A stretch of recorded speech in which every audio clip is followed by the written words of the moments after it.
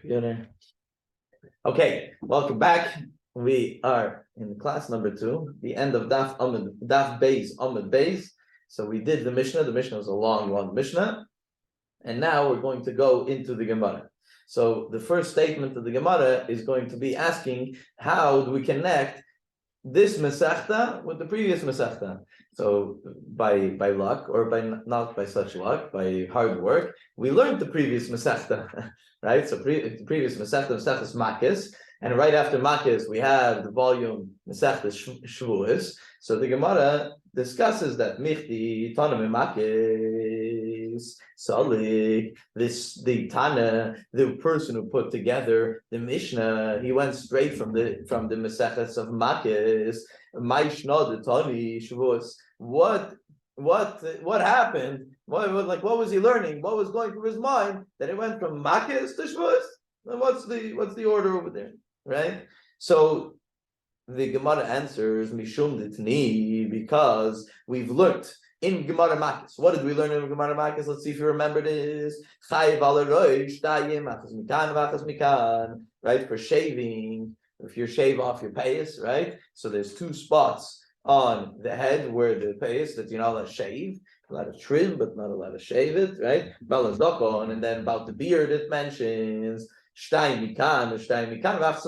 5 spots. There's 2 on one side, 2 on one side, and 1 in the center, in the middle, right? So that is a statement that we have in Gemara Makis, which talks about 2, or the multiply of, right? So how does the mechayev alatarti? So this is one aspect, one halacha that has 2 outcomes, right? It's one halacha about shaving, and it gives you 2 scenarios, right? So it's 1 that equals 2, right? So therefore, Tana Shtayim Shein Arba, Shvu Shtayim Shein Arba. So therefore, the person who put it together says, okay, let's go to the next statement, which is a scenario 2 that equals 4.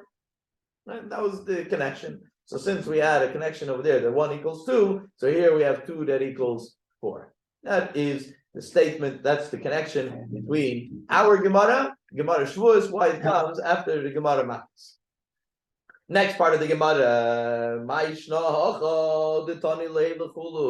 so let's remember the beginning of the Mishnah. What did it say? What did it say in the beginning of our Mishnah? Shavuos, it comes to certain promises, certain oaths. Shtayim Shein Arba. What does it mean? Shtayim Shein Arba. We're going to see soon in the Gemara. It says about 2 scenarios in the Chumash, in the Torah, and we have 4 scenarios total. Right, the rabbis added 2 additional scenarios, but then this whole Gemara, this whole Talmud, this whole tractate of Talmud is talking about what? Shvuot, right? Oaths. So why does he continue and he starts talking about Yitzias Shabbos? That also by Shabbos going out from one domain to the other domain, we also have Shtayim Shein Arba. Right, and we also have Maris Negoim when it comes to leprosy. We have Shtayim Shein Arba. We're talking about Shavuos. Where did Shabbos come in over here? What's the answer to that? What's the obvious answer to that? How does Shabbos come in over here? The obvious answer, because it's also Shtayim Shein Arba. Once you're talking about one thing, that's Shtayim Shein Arba. So you can have another thing that's Shtayim Shein Arba, right? Once you have one scenario that talks about that, you have 2 that equals 4. So the Mishnah continues, does you other scenarios. These are not the only scenarios that there's that 2 equals 4. Oh, but what's the question of the Gemara? The question of the Gemara is not why you bring in Shabbos. That's fine. Or Tzoras. That's fine. That's not why you bring that in. Why over here by Masechta Shavuos do you bring it in? But when you come to the beginning of Gemara Shabbos, where it starts, Yitzias Shabbos Shtayim Shein Arba, right? The Gemara is expecting you to know them, right? Yitzias Shabbos Shtayim Shein Arba. In the Mishnah, the first Mishnah of Masechet Shabbos, it talks about Yitzias Shabbos Shtayim Shein Arba. But over there, it doesn't continue. It says, oh, by the way, Shavuos Shtayim Shein Arba or Negoim Shtayim Shein Arba. Only over here it says that. Also by Negoim, when it comes to by Negoim, which is also the beginning of Mesechus Negoim, also it doesn't mention it. So that's the question of Gemara. Let's see it inside. What's the difference over here? That it mentions all of the scenarios that have Shtayim Shein Arba. And why is it different? And when we learned about Yitzias HaShabbos and by Maris Negoyim, when we learned about the leprosy, that over there it doesn't bring down the other scenarios that are also Shtayim Shein Arba. So Amri, they said, the students in Yeshiva, they answered, what did they answer? Shvuos v'yediyas atuma, the gabe adadi ksivin, that when it comes to oaths, shvuos, which what we're learning about, and yediyas atuma, knowing impurities, those are written close to each other, v'damyan adadi, and they're also similar to each other. The carbon oil because both of them, you have to, in a case that you did it inadvertently, you have to bring a sacrifice, the same type of sacrifice, the carbon oil. So therefore, the Tana comes here and puts them together.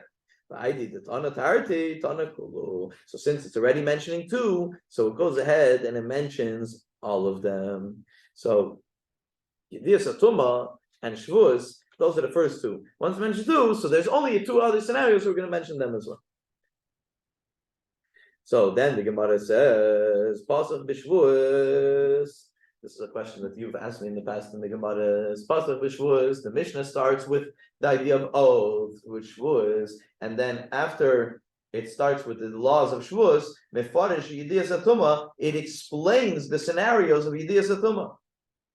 Right? If you remember the Mishnah mentions four scenarios of Shtayim Shein Arba, mentions four scenarios that it mentions the Torah two scenarios, and it equals four scenarios because the rabbis added another two scenarios, right? So those are mentioned. Then it goes, even though this is Masechet Shavuos, which is about oaths. What does it do? It starts telling you about Yediyas Atuma, about someone that knew he was Tamei or didn't know he was Tamei, and he went into the temple or not, right? That's what it goes on to explain. So why in Masechet Shavuos is it talking about Yediyas Atuma, about the knowledge of Tumah, right? That's the question of the Gemara, right? Pasuk b'Shavuos mefarish Yediyas Atuma. So the Gemara answers, because the laws of Yediyas Atuma, the laws of knowing if you're Tamei or not, and transgressing in such a way, so those laws are very few. Zutrin, they're very few. So pasuk sharilu. So the Mishnah, the Tana, paused and moved that out of the way. Let's finish with this, with something that we have only a few things to mention. Let's go through that quickly, and then and then we'll go into the aspect of oaths, which we have a lot to talk about, right? We have a lot. It's a long masechta. It's a big masechta that we're going to be talking about. So therefore, it moved out of the way, something that is small, in order that we could tackle the bigger idea.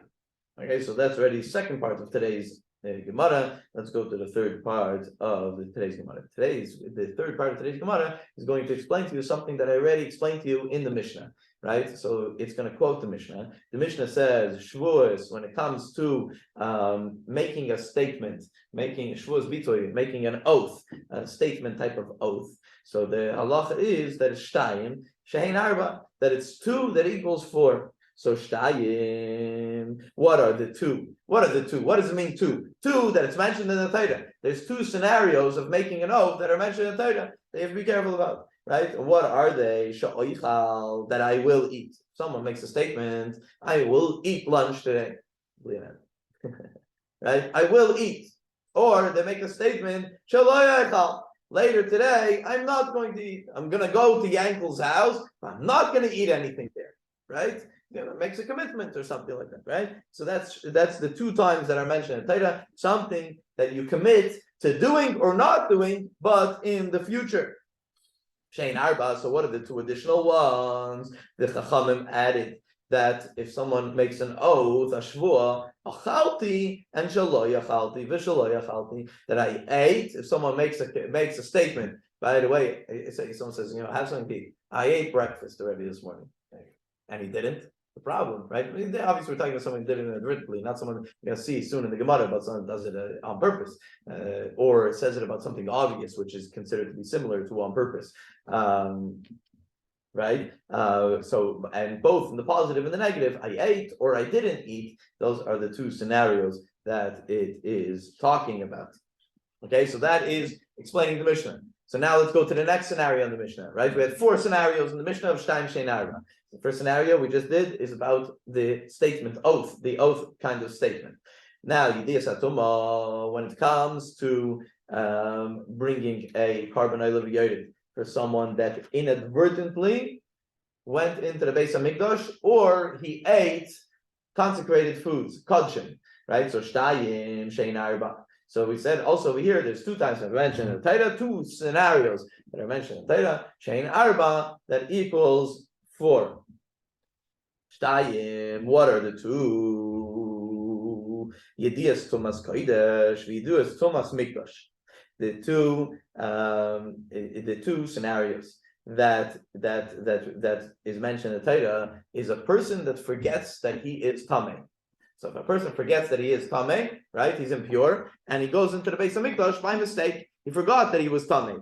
He became tamei and he forgot that he was tamei. Or he forgot that he was tamei and he ate truma. Let's say he's a kohen and he ate truma. So there's 2 things that a kohen shouldn't go into the Beis HaMikdash tamei, and he shouldn't eat truma tamei. But he forgot he forgot. So the pasuk says that in that case, you have to bring a carbon oil yored, right? So those are the 2 mentioned in the Torah. So what's the arba? Shein arba. So he says kodesh mikdash, kodesh mikdash. That a person that knew he was tamei but didn't realize that he was eating truma.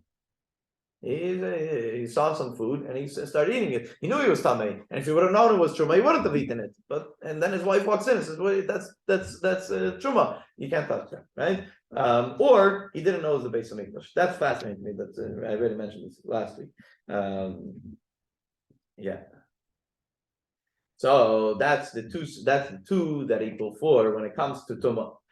Scenario number 3 mentioned in the Mishnah, Yetzias HaShabbos. So this is about carrying on Shabbos. So we know we're not allowed to carry on Shabbos from one domain to another domain, right? What does it mean from one domain to another domain? So you have a private domain. What's a private domain? Your house, right? What else is a private domain? Anything in the Erev. That's really what the Erev does, right? An Erev could be around your property, right? It's like when I was a kid in camp, the campsite had to have a proper Erev, because otherwise you can't carry in the campsite, right? You're carrying your bunkhouse, but you can't carry in the campsite. So the campsite, or what's talked a lot about in halacha, in older halacha, like Gemara Shabbos and stuff like that, is a courtyard. That was very common back in the day, right? That you had one big common courtyard, and you had a bunch of houses around the courtyard. You still have that today, especially in bungalow colonies and stuff like that. But even on Kent Avenue, you have it, right? Kent next to Westbury, you have 3 or 4 courtyards like that, and that's a courtyard, right? You have a shared common space. So there, you could make an native, and that's why the shared space becomes private domain. Then Sorry, where do you have a courtyard on Westbury? On Kent, right next to Westbury, between Westbury and Lemieux. Those things, yeah, okay. Right? Yeah, that's what a courtyard is. Yeah. And then you have in modern halacha, where we talk about where we have metropolitan cities, which they didn't have back in the day. So you didn't have that issue to deal with. But today that you have big cities, so there's a whole other concept of making city Erev, which we have here in Dollar. We have Montreal has a big city Erev, the different sections of it that join together. You could basically, if you could take something all the way from Côte Saint Luc all the way to the other side of Côte Neige, because that's a certain point in Côte Neige, because it's all part of. I mean, there's different Erevs, different people responsible for different Erevs, but they join together in order to make it one big private domain, right? But the Yetzias HaShabbos, the idea of carrying on Shabbos, is the problem of carrying on Shabbos primarily is it's called taking from one domain to another domain. Now, what does it say in the Torah though? So what's the shtayim that it says in the Torah? So let's see it inside. Yetzias HaShabbos, carrying on Shabbos, shtayim, it mentions in the Torah 2 times, about 2 scenarios, shein arba, which are the Chachamim made it into 4. So what is shtayim? Shtayim is number 1, hitzad da'ani. Hitzad da'ani. What's hitzad da'ani? Taking from a private to public domain, somebody who's poor. Oh, why is it mentioned poor? let's go on and find it. No, it doesn't say. It's very geschmack Indian in the beginning of Gemara Shabbos. I once sat in a grade 3 class and I drove them crazy for 2 hours trying to figure this out. The Mishnah gives you a scenario. When it talks about taking out from one domain to another domain, it says Hitzad Ani. Hitzad Ani means that a poor person is taking from a private domain to a public domain. Where's the poor person? He's in the public. He's in the street asking the Balabayis, the rich person, for a loaf of bread. Right? That's what he's doing. So if he's taking Hitzad Ani, if the poor person is taking, it means that he's taking it from a private domain into a public domain. Right? That's the idea. So Hitzad Ani, so taking from private to public is a problem. Or Hitzad the Balabais. What's Hitzad the Balabais? If Balabais, the wealthy person, the other person, if he's taking out, where is he taking out? From where to where? From his private domain to the public domain also, to give it to the poor person. Right? So the scenarios that are mentioned in the Torah are about taking, whether you're standing in the public domain, sticking your hand into the private domain and bringing it back out to the public domain, or you're standing in the private domain and you walk outside with it. But it's both scenarios of taking from private to public. Why is it mentioned the poor person? No, it mentions. I saw this British. I don't remember where I saw it. But something stuck in my head. It's that the Mishnah wants to warn you that even though you might be saying that I'm doing a mitzvah, I'm doing tzedakah, I'm giving the poor person a loaf of bread, still, it doesn't supersede carrying on Shabbos. You can't carry on Shabbos to give a poor. Invite him into your house. Let him have a Shabbos meal in your house. But you can't carry in order to do that mitzvah. Anyways, side issue. So the shtayim is the taking out from a private domain to a public domain, and shehin arba, the other two that the chachamim added, is hachnasa dani v'hachnasa de balabayis. That if a poor person takes something from the public domain and puts it into the private domain, or the balabayis sticks his hand outside into the public domain and brings it inside to his house into the private domain. So again, according to the Torah, it's only going from private to public. The sages have added, the chachamim have added, also from public to private. That's the Shayim Shein Arba about Shabbos. Maris Negoyim, the fourth scenario in our Mishnah, when it comes to the leper, right? So Shnayim Shein Arba, there's two things mentioned in Torah that equals 4. So what are the Shnayim? The two is Eis and Baheres, because those are two things that are mentioned clearly in the Pasuk, which is the two colors of white. One is wool, the color of wool white, and the other one is snow white. So those are two colors of white, meaning when the kohen looks at the tzaras, at the leprosy, and he looks at the skin, or at the wall, or at the clothing, or whatever, he's looking at how white it is. It has to be the shade of white that makes it tamei. If it's not that shade of white, the person doesn't have leprosy; he has some other skin disease, right? But the pasuk mentions two, and the Shein Arba. What are the extra two that the sages added? It's Eis v'Teiladata and Baheres v'Teiladata. It's the secondary of Seis and the secondary of Baheres. And different opinions. One say that it's the off-white of like a shell of an egg, so it's a little off-white, and the other off-white is the what's called that they used in the Beis Hamikdash, the plaster. The color of the plaster that we used in the temple is also a little off-white. So we have the white, which is mentioned in Torah, and the off-white that the sages added. So that's Shtayim Shehein Arba. Okay, that is the third thing that is mentioned in the Gemara. We're going into the fourth thing mentioned here in the Gemara. Just to keep in mind that we're starting a new Indian. That's why I'm mentioning that it's another thing.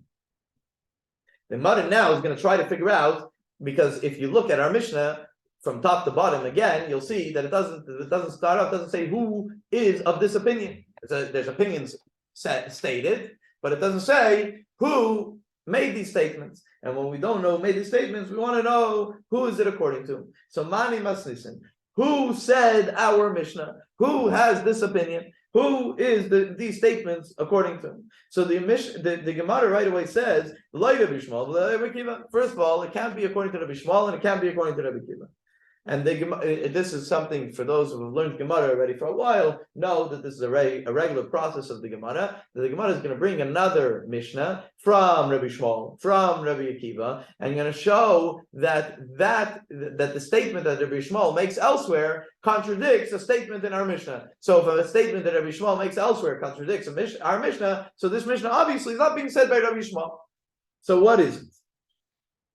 So, Rabbi Shmuel, because what does Rabbi Shmuel say? Ha'amar, Rabbi Shmuel says, Einei chayev ela ala asid lavai. Rabbi Shmuel says that, and we're going to learn it. It's actually in this Gemara. It's in Gemara Shevuos on Daf Chafhei on page 25 of Gemara Shevuos. We have the statement of Rabbi Shmuel. That Rabbi Shmuel says that a person, if he makes a statement, makes an oath, and it's this oath is a false oath, he's only liable to bring a sacrifice on something that he said about the future, not something that he said about the past. Right? So if he said, I will eat or I won't eat, and he doesn't end up eating, or he does end up eating, right? He goes against that oath, so then he has to bring a carbon oil of Yed. But if he says, I did eat, and they find out that he didn't eat, so he doesn't have to bring a sacrifice, right? So according to Rabbi Shmuel, what is it? Shtaim, not Shtaim Shein Arba, just Shtaim, right? So it can't be that our Mishnah is according to Rabbi Shmuel. Rabbi Kiva, what about Rabbi Kiva? Rabbi Kiva says, and this is also in our Gemara on page 14, Daf Yudalid Amid Beit. He says, Al Helim Tuma, if someone forgot that he is impure, he forgot that he's Tamei, Hu Chayev. So in that kind of case, if someone forgets that he's impure and he goes into the Beis Hamikdash or he eats consecrated foods, he has to bring a carbon oil. But if he forgot that it's consecrated food, meaning he knew he was tamei, but he forgot this food is not allowed to touch, or he forgot that this is the Beis Hamikdash, so that he is not liable to bring a carbon oil. So when it comes to halam tuma, he says shtaim, but not shtaim shein arba. Right? So here, the Gemara asks, who is it according to? First, the Gemara comes and tells us it's not Rabbi Shmuel, not Rabbi Kiva. Now the Gemara is going to continue and is going to say, hold on a second, we could still say that it's Rabbi Shmuel, and we could still say that it's Rabbi Akiva, because the Mishnah that we have later on about Rabbi Shmuel, or the Mishnah that we have later on about Rabbi Akiva, is talking about one scenario, and our Mishnah is talking about a different scenario. So we could still say that our Mishnah is according to them. And that's what the Gemara goes on to say. If you want, I could show you how our Mishnah could still be according to Rabbi Shmuel. And if you want, I could show you that our Mishnah could still be according to the opinion of Rabbi Akiva. How are we going to say that it's according to Rabbi Shmuel? So again, let's go back. Why do we say that it's not like Rabbi Shmuel? Because Rabbi Shmuel says that when it comes to a false shvua,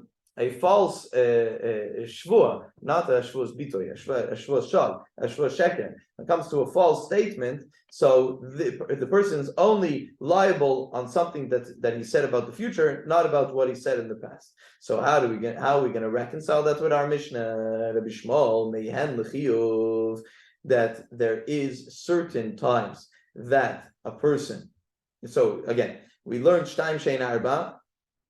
So he's saying that shtaim shein arba is a problematic statement that a person is going to make, but not that all four of them he's going to have to bring a sacrifice. It's problematic statements, but it's not always that he's going to have to bring a sacrifice. Me'en l'chiyuv, there's some scenarios that he's going to have to bring a sacrifice. Me'en l'ptur, and some scenarios that he's not going to have to bring a sacrifice.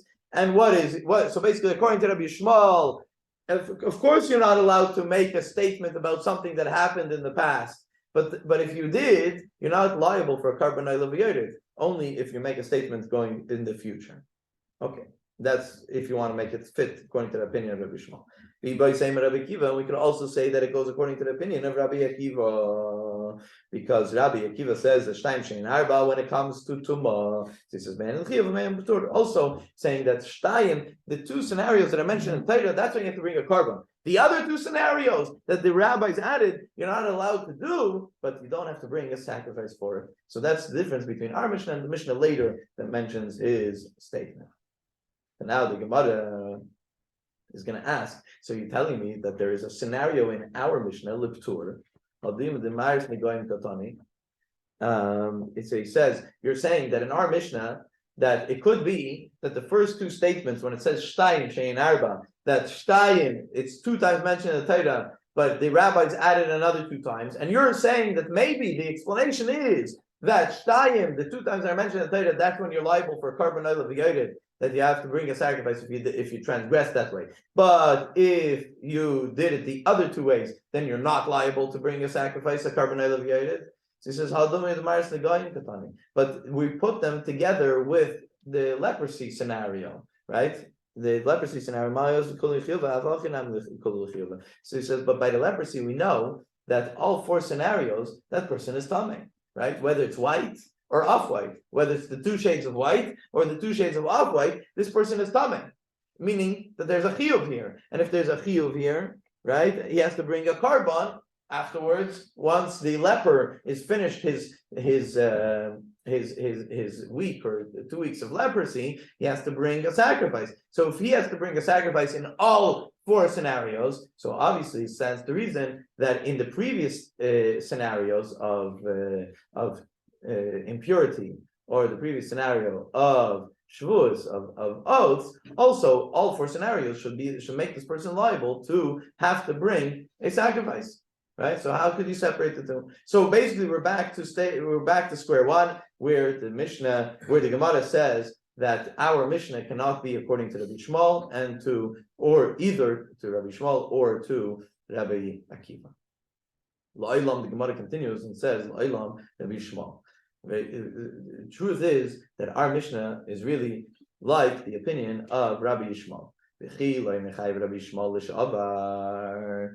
when Rabbi Yishmael says that if you give a false oath on a past something, right? So that he's not liable for a carbon. Avo malchus chiyuv mechayev. But if someone, so that is when you do it inadvertently. If someone makes a statement inadvertently that I didn't eat breakfast this morning, and then they find out that you did eat breakfast. So if it was done by mistake, so then Rabbi Shmuel says you don't have to bring a sacrifice. But if it was done on purpose, but not only done on purpose, you have Aiden, you have witnesses. We learned this in Gemara Makis, right? Witnesses to come, and he says, I didn't eat breakfast this morning. He says, don't, you're not allowed to lie. You're not allowed to say a lie. And if you say a lie, you're going to be liable for malchus. You can get lashes for saying that. He says, I don't care, and I didn't eat breakfast this morning. And then there's the witnesses are there. He has a death wish, this guy, right? It's always bad, huh? Yeah, but it's actually always fascinating to me, this idea of asra, because you have to warn someone in order for them to be able to get a punishment. How many times could you already meet out punishments if you're warning the guy, right? And this guy has to be either really mad in a physical sense or a mental sense. Just thinking, he has to be crazy, right? Either mad or crazy. So the whole thing, right? But if someone says I didn't eat breakfast, or it could be about something else also, right? It could be something that he really cares more about, he's trying to hide or something like that. Maybe that would be the scenario where it's be more touchy, and he thinks he's going to get away with it or something like that. He thinks he could lie through it. I don't know. But so he's not liable for a carbon on something from the past, but he is liable if he does it on purpose, meaning with witnesses, with hasra, he's liable to get lashes. Now, the Gemara is now going to come and bavar in something. We learned this also in Gemara Makis, so it is a natural continuation because we learned that can you get punished for a lav she'ein by ma'isa? Lav she'ein by ma'isa means a transgression that has no action. The halacha is that we don't, right? Meaning, if what he's going to give the example over here. Like, for example, if someone says, I will eat supper tonight. Right? I will eat supper tonight. And he ends up sitting on the couch and doing nothing. He didn't do anything. Could you give him? Could you punish him for doing nothing? Right. So the halacha is we pass in the halacha that you can, that you don't get malchus, you don't get lash. If someone did something, he transgressed, by doing something, that's where lashes come in. And there's another one which is going to come up today in the Gemara that we also learned in Gemara Makis, that Lav Shenitikla say that there's a transgression, but the Torah already tells you how to fix it. Meaning, don't do this. if you did it, so this is what you got to do, right? So we have it famously, which is what I'm going to bring. We have it by the Karban Pesach. Karban Pesach, we're supposed to finish our Seder night, the first night before Chatzos, before midnight, halachic midnight. Why? Because the Karban Pesach was supposed to be eaten before Chatzos. So you think about it, that was one heck of a crazy day, right? It would literally be by the Beis Hamikdash, chef their Paschal lamb, bring it back, put it on a spit, roast it, have it ready that night for the Pesach Seder, and finish every single morsel of flesh, every little piece of meat by midnight. Because you're not allowed to, the Pasuk says, you're not allowed to leave it over past midnight. The Pasuk continues, but if there is leftover, what do you have to do? You have to burn it. Right? So if someone does leave something over, the halacha is that you have to do what it says in the pasuk. That's your quote unquote fixing punishment. What's punishment? Punishment is a fix, right? So here the Torah already tells you how to fix it. It tells you to burn it. So there, in that case, you can't get lashed, right? So there's two things. There's lav shein b'maisa, a transgression that has no action connected to it, and a transgression that the Torah already tells you how to fix it, so to speak. So those are the things that we're going to talk about. Kidrav. That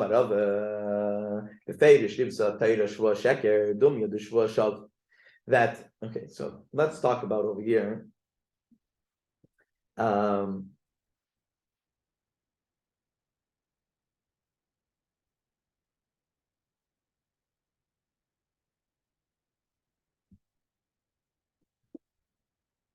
There's three types of lie. There's three types of statements that a person could make that are untrue. Okay, that like an oath that a person can make that they're untrue. The simplest one is he said it, he really believed it, right? When he said it, he really believed it. He didn't realize that he's saying an untruth. Okay. The other scenario is that he's lying through his teeth. The other scenario is that not only is he lying through his teeth, it's so clear that he's so wrong. What's the example that's given in halacha?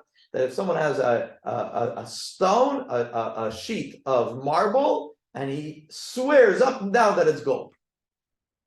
Stands right in front of it, and he swears up and down that it's gold. That's shvuah shav, and shvuah sheker, and there's a bitoy, a mistake that someone makes, a shvuah, right? So the Torah talks about these things. So Rava says that in the Torah, it adds shvuah sheker to be similar to shvuah shav. That a lie that you would have to investigate to know that it's a lie, but it's a lie nonetheless. It's similar to something of that's obvious, right? Ma shav l'shavar. What's shav? If a person swears up and down that this piece of marble is gold, right? It's something from the past. It's not something current. It's right in front of you, but it's something from the past, right? So av sheker nami l'shavar. So just like when it comes to someone that swears shav,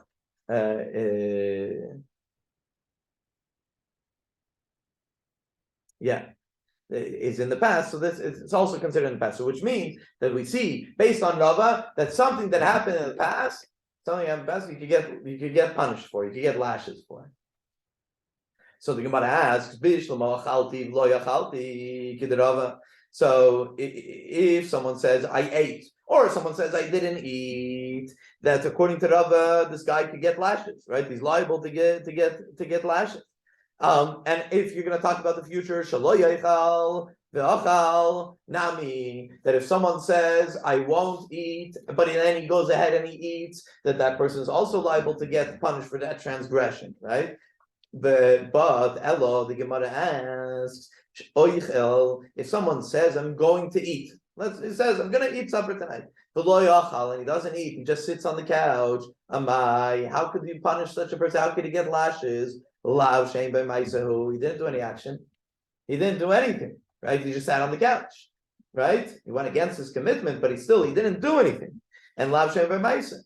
So the Gemara answers, Kasav, Rabbi Yishmael, lav shein b'maisa, like so we have to say, we're coming to a conclusion, because we're saying that this is all according to Rabbi Yishmael. So we're saying that Rabbi Yishmael is of the opinion, even though the halacha is not like that, but Rabbi Yishmael is of the opinion that even in a case of lav shein b'maisa, that in a case of a transgression that had no action, like you could get lashes for it, right?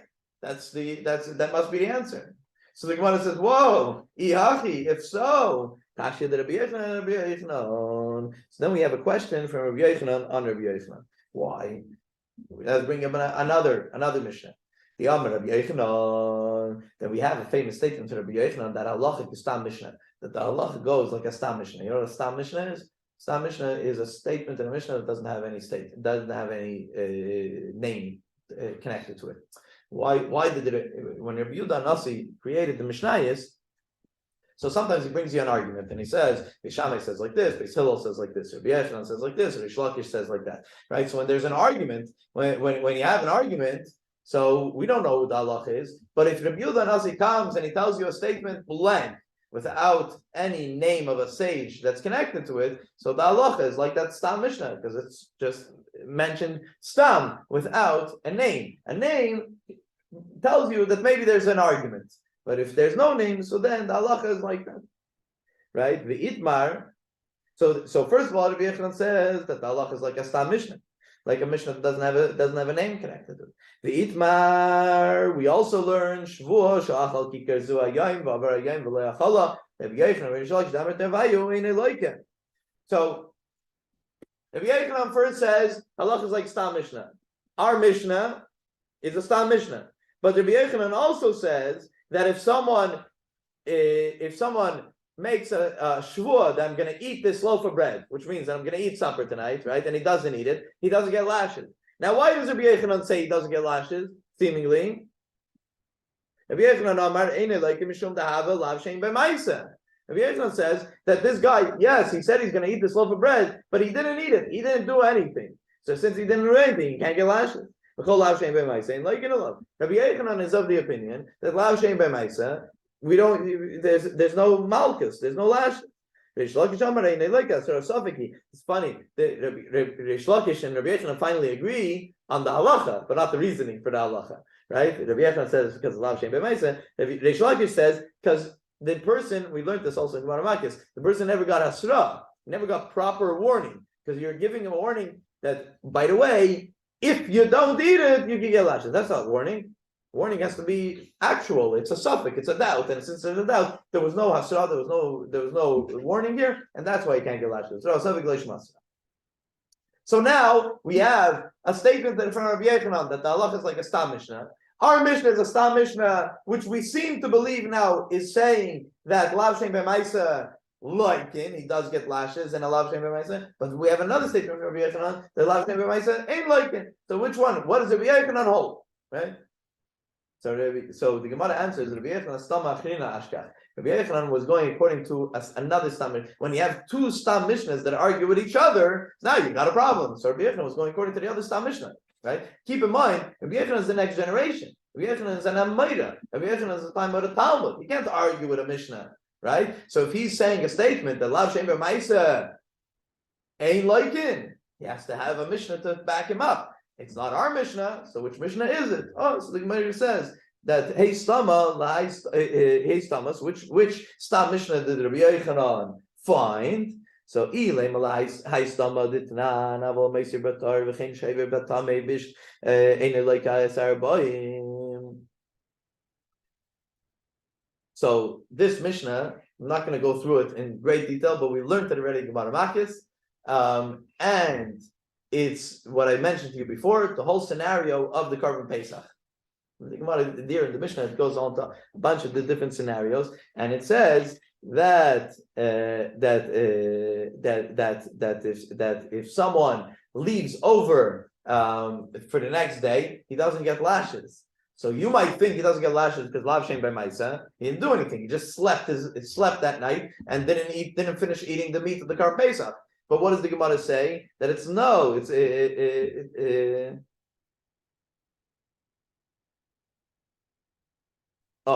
right, yeah. So we might think that it's Lav Shein B'Maisa, and that's why. So the Gemara says we might. Hold on a second. Lav Dafka. Rabbi Yaakov. Maybe it's according to Rabbi Yaakov. Damar Lav Shein B'Maisa ain't like in love. Dilma Rabbi Yudai. You're saying that you're learning this Mishnah about Korban Pesach according to Rabbi Yaakov. Rabbi Yaakov says that it's a Lav Shein B'Maisa, and that's why the person just slept. He didn't eat the Korban Pesach but he didn't do any action, and that's why he doesn't get lashes. But maybe it's according to Rabbi Yehuda.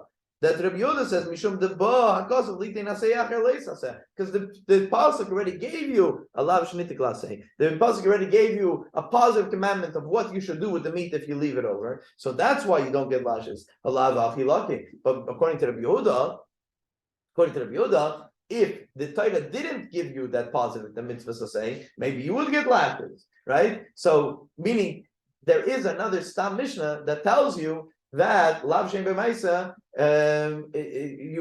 you don't get lashes, and therefore and therefore it could be that Rabbi Yochanan is going according to that opinion. Oh, could be Rabbi Yochanan is going to that opinion, but maybe that Mishnah is not according to that opinion. It's according to the opinion of Rabbi Yehuda, and therefore it doesn't help Rabbi Yochanan. And this idea is brought out over here, the Tanya. We are 8 lines from the bottom of the page of Daf Gimel Amud Beis. The Tanya we learned in Abraisa. The pasuk says when it comes to the Korban Pesach, it says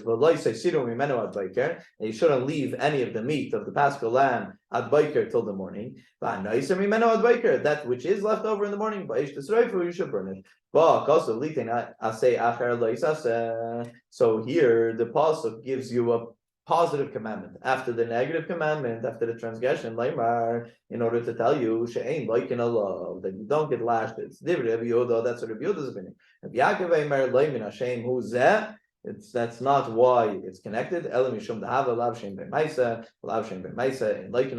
is considered a lav shem b'maisa, which means a transgression that has no action connected to it. Meaning, he was told not to leave it till the morning, but he didn't do anything to leave it to the morning. He just sat on the couch, right? And therefore he doesn't get lashed. This is a machlokes between Rabbi Yehuda and Rabbi Yaakov. So we're still looking for a Stam Mishnah that Rabbi Yochanan could put his opinion of lav shem b'maisa ain't like him, because we have our Mishnah that seems to say lav shem b'maisa like him, that in a scenario of a transgression that doesn't have any action, he could get punished, right? And Rabbi Yochanan says that the halacha is like Stam Mishnah, like our Mishnah, but he also says the lav shem b'maisa ain't like him, that a transgression doesn't have any action. We don't punish.